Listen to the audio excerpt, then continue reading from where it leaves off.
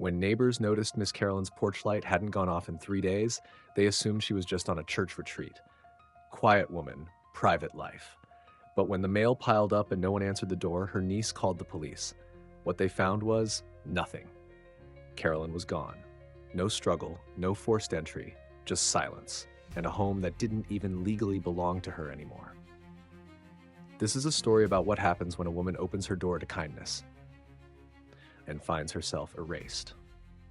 Carolyn Harper spent most of her days alone in her creaky two-story house at the edge of Pine Bluff. It was a modest home, built when she and her late husband still dreamed of grandchildren running through the hallways. Now the walls echoed back only the ticking of an old clock and the whine of the front porch swing nudged by the breeze. At 57, Carolyn carried herself with the careful grace of someone who had loved deeply and lost painfully.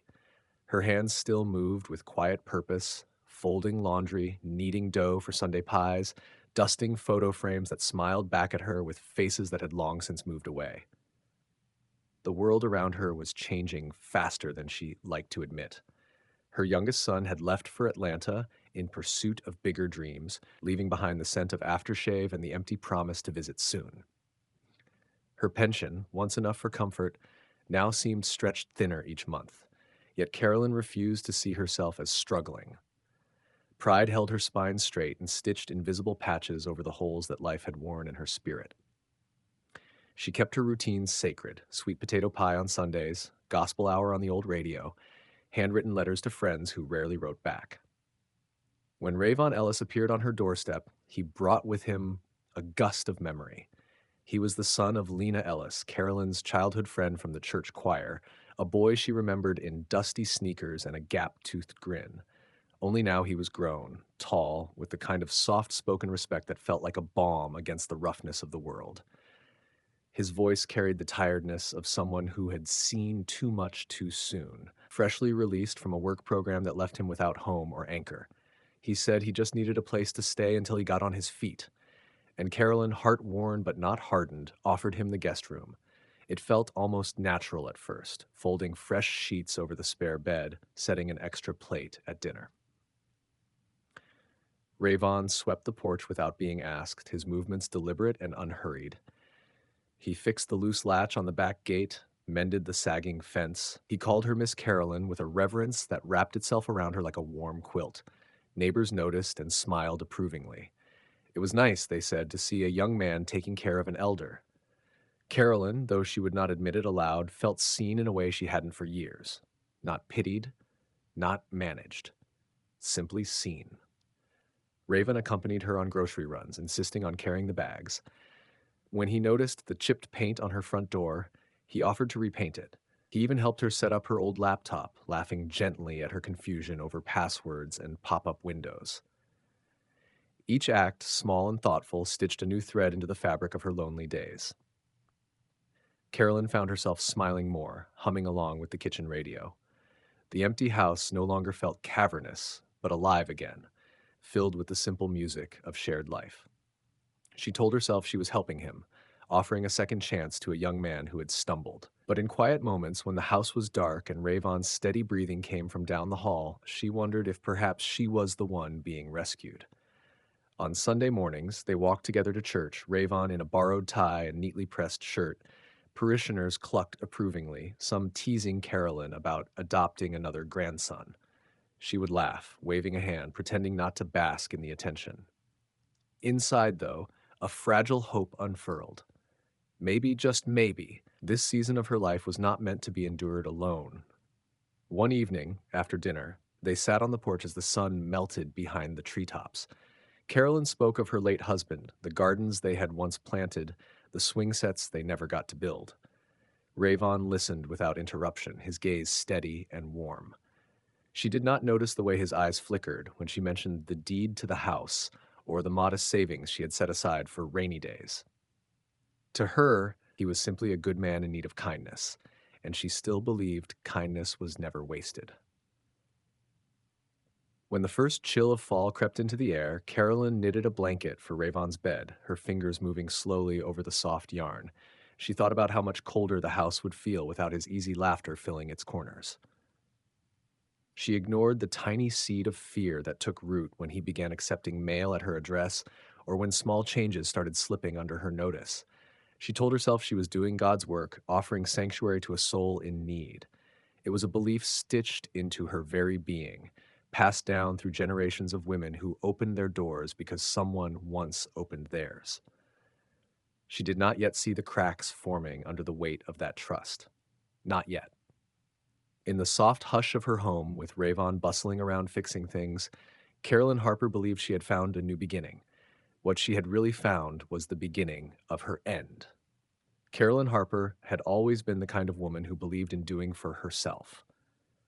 After 30 years working at the same hospital, after raising two children largely on her own, after burying a husband who left more debts than memories, she had earned her rest. But rest was a strange thing when the house felt bigger than ever, and the phone stayed silent for days at a time. The neighborhood had changed. New people moved in, younger, louder, less inclined to linger on front porches or ask about each other's families. Carolyn's world had slowly shrunk to her kitchen, her church, and the battered armchair by the window where she sat each evening watching the sun dip behind the grocery store parking lot. Her pride kept her from complaining. Pride kept her from asking for help when the roof started leaking over the guest room. Pride made her laugh off the late notices tucked between bills. She was a Harper woman, and Harper women figured things out. But even a Harper woman could grow tired. When she saw Ravon Ellis again after so many years, it felt like a mercy. He was the son of her oldest friend, Mabel, who had passed 5 winters ago from the cancer that ate her up faster than anyone thought possible. Carolyn remembered Raven as a lanky teenager with bright, bright eyes and a knack for fixing things.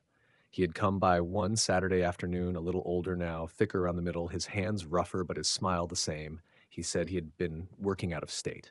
He said he had fallen on hard times. He said he needed a place to stay while he got back on his feet. Just a few weeks, maybe a month, until his job transfer went through.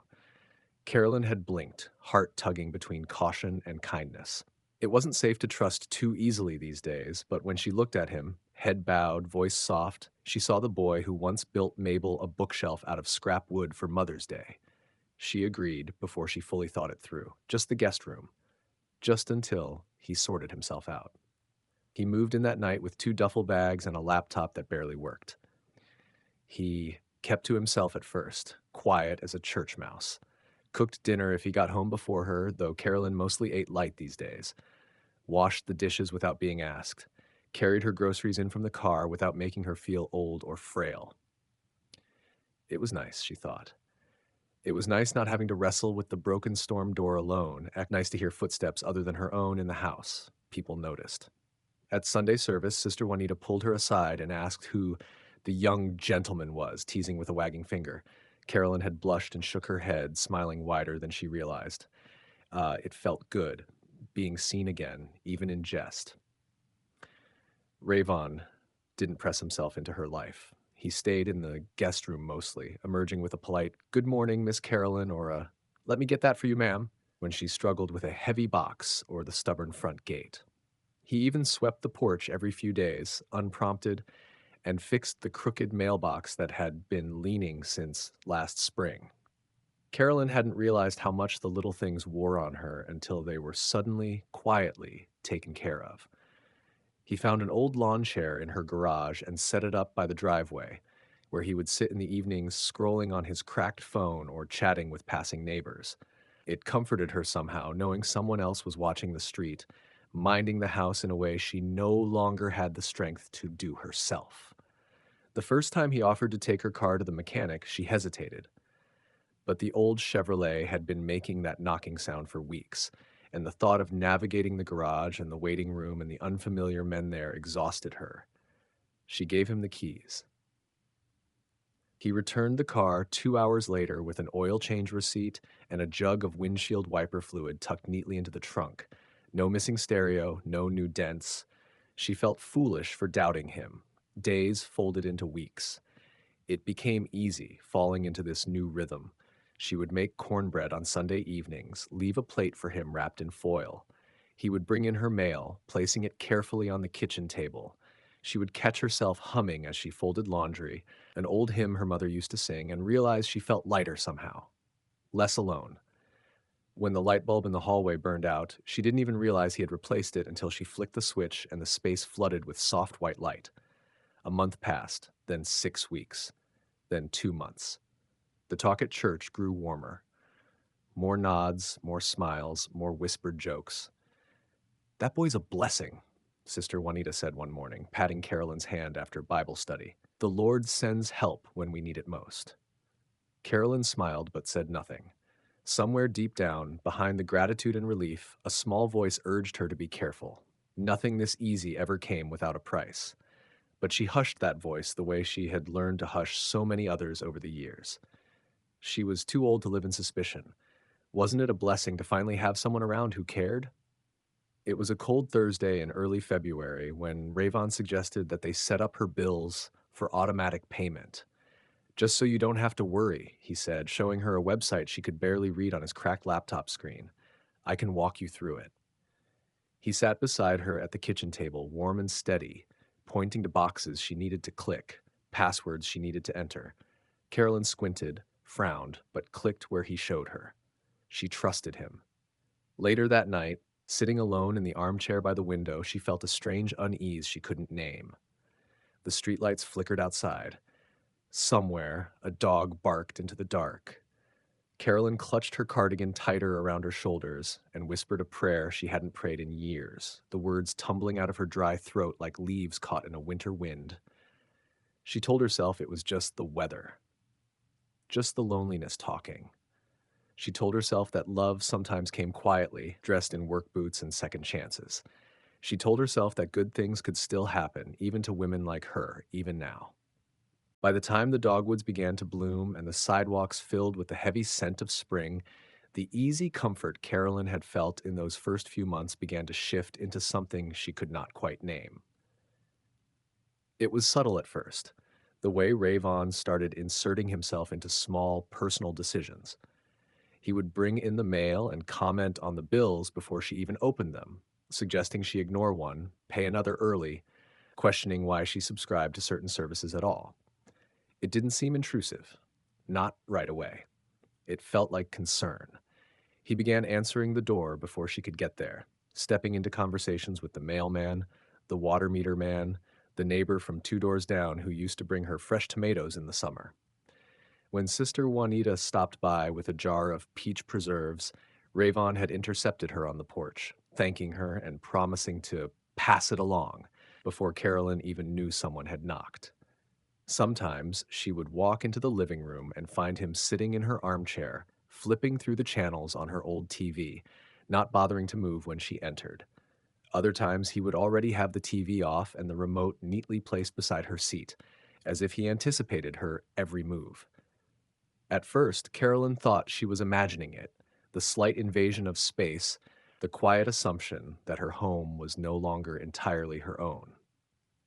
The day her cousin called from Baton Rouge, she was in the kitchen peeling sweet potatoes. She didn't hear the phone ring. She didn't know about the missed call until she found her cousin's name tucked into the voicemail list, a polite but puzzled message asking if Carolyn had been avoiding her. When she asked Rayvon about it, he smiled easily and said she must have been napping, that he didn't want to disturb her. After that, she noticed her phone was always somewhere she wasn't. Left on silent, tucked under couch cushions, slid into drawers. Carolyn told herself she was getting forgetful, distracted. Maybe she was finally showing her age. Then Rayvon began using her car more often than she did. He said it was to pick up groceries, to drive to job interviews, to run errands for her. She didn't mind at first. She hated driving long distances, hated parking lots packed with teenagers and hurried businessmen. Letting him take the car felt natural, until she realized there were whole afternoons when she didn't know where he was. Until she noticed the mileage ticking up, the gas gauge dipping lower, receipts from towns she hadn't visited in years crumpled in the glove box. Once on a warm Friday afternoon, she decided to drive herself to Bible study. She wanted to surprise her friends, to feel normal again. But when she pulled out her purse to grab her keys, they weren't there. She searched the kitchen, the hallway table, even her bedroom dresser, growing more flustered with each passing minute. When Ravon came through the back door carrying a bag of groceries, she asked about them, trying to keep her voice calm. There's They're safe, he said simply. Don't worry, I'll drive you wherever you need to go. He said it like a favor, like a kindness. Carolyn nodded, smiled weakly, and let him make her tea while she sat at the kitchen table staring at her own trembling hands. She didn't tell anyone, not her sister on Sunday calls, not the ladies at church, not even Tasha when she sent her monthly, "How you doing, Annie?" texts. What would she say? That she felt trapped in her own house? That she was afraid of the very man who once made her feel safer? Still, Carolyn found herself sleeping with her bedroom door locked, a habit she hadn't needed since her husband's restless nights during the last months of his illness. She started leaving the kitchen light on. She double-checked the bolts on the windows, even though they had been painted shut for decades. One morning, the gas bill didn't come, nor the electric. She shrugged it off. Mail got delayed sometimes, but the next week, still nothing. Then, an unfamiliar woman appeared at her door, clipboard in hand, smile too wide. "We're just here to update some records," she said, showing a form Carolyn didn't understand. Ravon stood beside her, gently guiding Carolyn's hand with his own. "Just standard paperwork, Miss Carolyn. We'll get it done in a minute."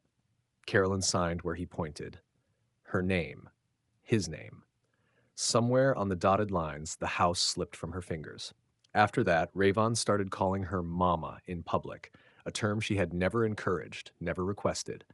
It made her uncomfortable. This made her feel smaller somehow, but she didn't correct him. She didn't want to make a fuss. At the grocery store, when she tried to pay for her items, the card reader flashed red. Declined. Ravon was there before she could even react, laughing it off to the cashier, sliding his own card through the machine. "Old card must have expired," he said, handing her a new one later that evening. "I set up a joint account. Makes things easier." She took the card with shaking fingers and said nothing. He smiled that easy smile, the one that had once made her feel safe. Late at night, lying in bed staring at the cracked ceiling, Carolyn felt the walls of her own home closing in. Her house smelled different now. The faint hint of Ravon's cologne in the hallway, the acrid tang of new cigarettes somewhere she couldn't find. Her kitchen clock ticked too loudly. Shadows stretched longer against the walls. Even the sound of her own heartbeat felt foreign, unfamiliar. She told herself it was just stress, that she was lucky to have someone who cared. But the hollow in her chest grew wider by the day. Still, she prayed. Every night she prayed, voice small against the darkness, for strength, for clarity, for a sign. And in the deep, empty hours before dawn, when the world was silent and Ravon's footsteps no longer echoed through the house, Carolyn began to understand that help was not coming. That if she wanted to save herself, she would have to do it quietly, carefully, before it was too late. But by then, the damage had already begun. Carolyn's days folded into one another like worn pages of an old book. She moved through the house like a guest, careful not to disturb the man who now seemed to own more of her life than she did. The kitchen no longer smelled of cornbread and sweet potatoes, but of something sterile, something impersonal. The living room, once cluttered with quilts and framed pictures of her children's graduations, now felt bare. A few of the photographs had disappeared without her noticing exactly when. Maybe tucked into a drawer, maybe thrown away. She didn't ask. She didn't want to hear the answer. She spent her mornings cleaning rooms that no longer needed her touch, and her afternoons folding and unfolding laundry that no longer smelled like her soap. Ravon had started doing the shopping without asking what she needed. The pantry shelves filled with foods she didn't recognize, and her favorite tea went missing from its usual spot. She told herself it didn't matter. She wasn't a child. She could adapt. It wasn't until she tried to call her cousin again that she realized something was very wrong. Her cell phone, which had been misplaced so often lately, turned up at the bottom of the hall closet with a dead battery and a missing SIM card. She had stared at the empty plastic casing in her hand, heart thudding in her ears, the implications washing over her like cold water. No calls, no texts, no way to reach out. When she asked Ravon, his face hardened for just a moment before smoothing into that practiced, easy smile. "Phones are dangerous these days," he said. "Scammers everywhere. I'll get you a safer one. No new phone ever appeared. She began to notice that her mail was lighter too. Bills still arrived, those he made sure she saw, but letters from old friends, invitations from the church committee, even junk flyers promising free dinners or Bible lessons, gone. She wondered how many conversations she had missed, how many hands had reached for her, only to find an empty line. Carolyn tried to push back once, only once. It was a chilly Saturday morning. She had risen early, slipped on her old housecoat, and decided she would drive herself to the grocery store. Take back something small, something hers. But when she found her purse, tucked neatly into the sideboard drawer, her driver's license was missing. Her bank card, too. In their place was a small envelope with her name written carefully on the front, inside of which was $20 in cash. Her hands shook as she stood there, feeling her whole world tilt sideways. She could hear Rayvon's voice in the next room, low and steady, talking on the phone, laughing softly. She clutched the envelope until it crumpled in her hand. There was no confrontation. She wasn't a fool. She had grown up knowing when a room was no longer safe, when a smile could turn sharp without warning. Instead, she made herself breakfast, poured her coffee, and sat at the kitchen table as if nothing had changed. But everything had changed. By the end of March, Carolyn no longer answered the door. She no longer went to service. Her world had shrunk to four walls, a single chair, and the prayer that she might find the strength to wait it out, to endure until something, anything, shifted. Rayvon started talking about opportunities that would require him to travel. He spoke in vague terms about investments, about managing assets. Carolyn sat quietly and nodded at the appropriate moments, feeling the old anger simmer beneath her ribs. Not anger at him, anger at herself. One rainy afternoon, a notary came by again. This time, Carolyn didn't even pretend to understand the documents. Raven guided her hand once more, his own resting lightly on her shoulder, firm and impossible to shrug off. She signed. She signed because she didn't know how not to. Later that night, as the rain hammered the thin window panes and the thunder rolled overhead, Carolyn sat in the dark kitchen staring at the pattern of water running down the glass. She thought about her mother's hands, hard and calloused from years of cleaning houses that would never be hers. She thought about her father's quiet dignity as he came home exhausted from the factory each night, his back bent but his head high. They hadn't survived, so she could end up like this, a prisoner in her own home, a shadow fading into her own walls. But the world outside seemed too big now, too loud, too cruel, and Carolyn was tired. So very tired. The first time she thought about leaving, really leaving, it felt like a betrayal. This was her home, her memories, her sanctuary. To abandon it would be to admit defeat. To surrender everything she and her late husband had built, every Sunday dinner, every scraped together mortgage payment, every birthday party held on that battered back porch. But staying felt like dying. And so, one quiet night, she packed a small bag, just a few clothes, her mother's worn Bible, a photograph of her children, and hid it in the back of her closet behind a stack of old winter coats, just in case. She didn't know yet when she would use it.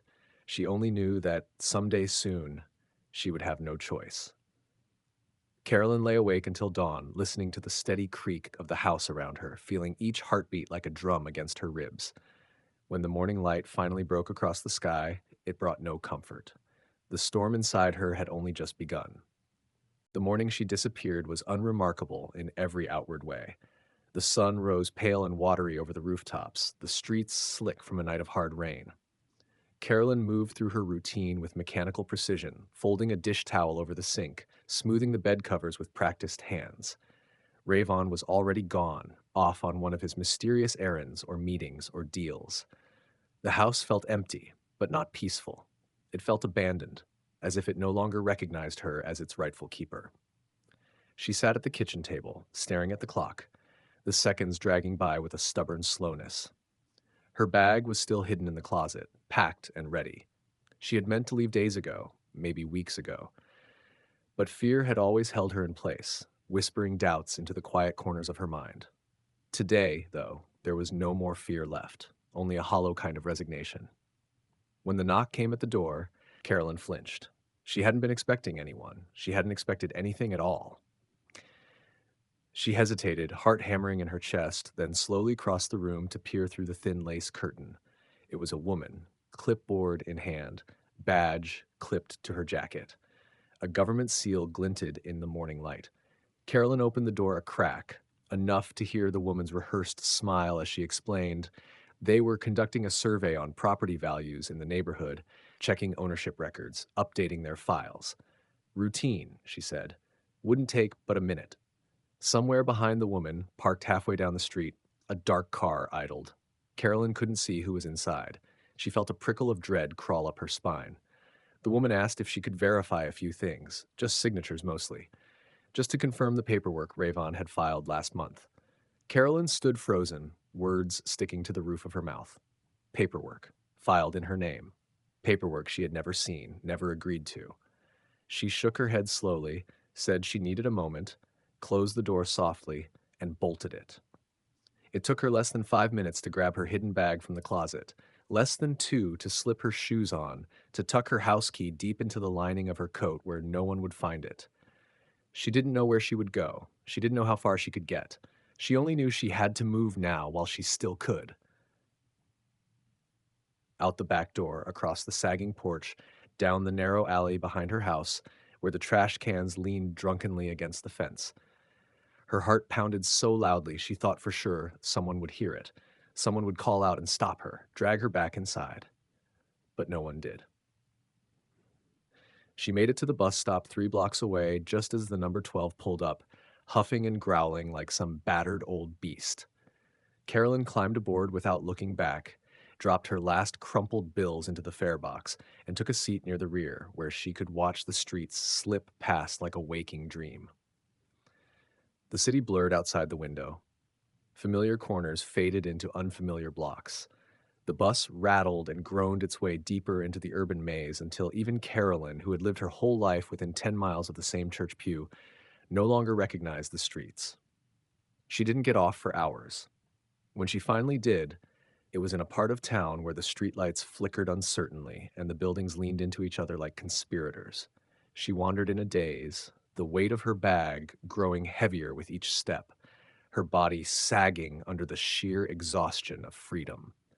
At some point, the bag was stolen. She didn't even realize it had been taken until she reached into it for her mother's Bible and found nothing but empty space. Later, she would try to remember the face of the thief, but all she could conjure was a blur of movement, a flash of rough fabric against her arm. Without money, without identification, without a place to sleep, Carolyn drifted from shelter to shelter, from bench to bench. She slept in bus terminals, in waiting rooms, on church steps. Days stretched into weeks, weeks into months. The city swallowed her whole. Meanwhile, back at the house, Raven spun his own story. Miss Carolyn had moved out voluntarily, he told the neighbors. She had wanted a fresh start closer to her daughter. No, she hadn't left a forwarding address. No, she didn't need anything. He said it all with the ease of a man who believed his own lies. He changed the locks, sold the furniture, took down the old wedding photo that had hung over the fireplace for 20 years. When Tasha came looking, knocking on the door with worry written all over her face, Rayvon answered with a sad shake of his head and an apology he didn't mean. Miss Carolyn was gone, he said. Nothing to be done. The police were called eventually, but Rayvon had prepared for that too. The house was in his name. The bank accounts too. On paper, Carolyn Harper barely existed anymore. There was no warrant, no charges, no investigation worth mentioning.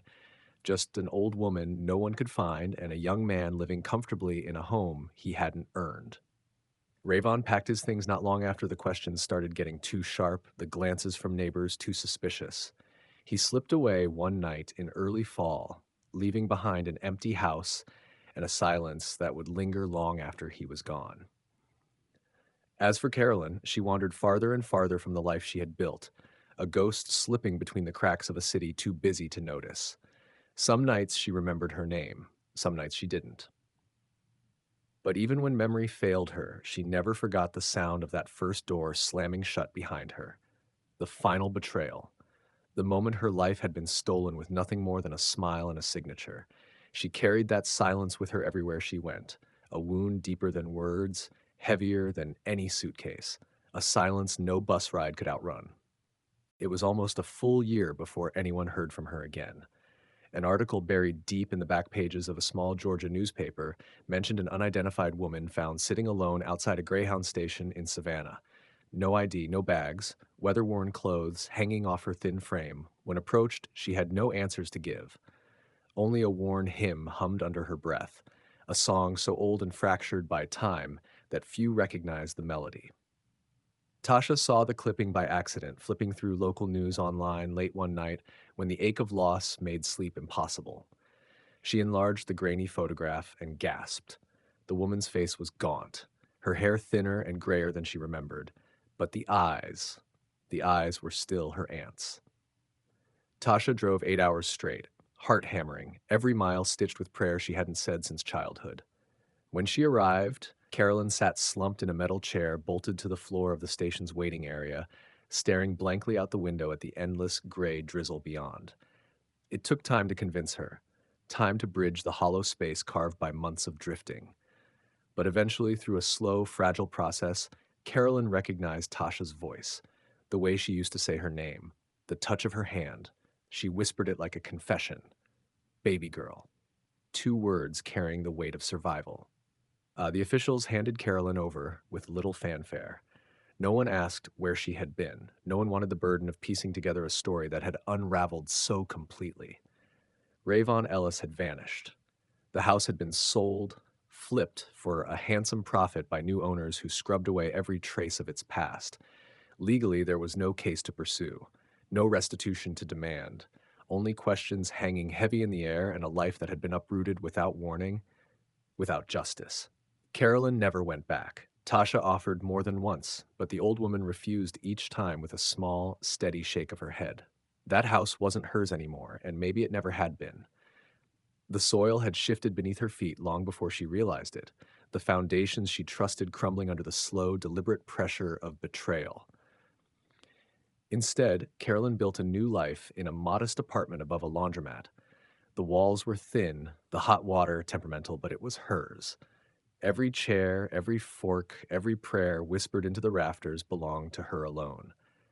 Every Sunday morning, she dressed in her best, the fabric of her church hats starched and proud. She sat in the first pew of a small church in Decatur, the kind with warped hymnals and wooden fans that squeaked when waved. She sang with the choir, her voice worn but unwavering, each note a tether back to herself. She spoke little of the year she lost.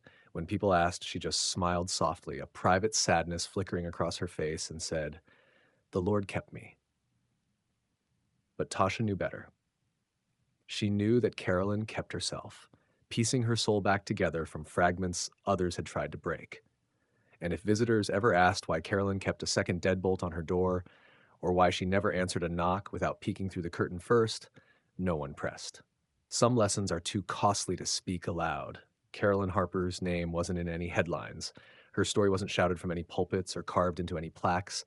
But every Sunday, as the choir lifted their voices high enough to rattle the stained glass windows, Carolyn stood among them, spine straight, eyes closed, her voice a living testimony. She had been stolen from, she had been erased, but she was still here, still standing, still singing,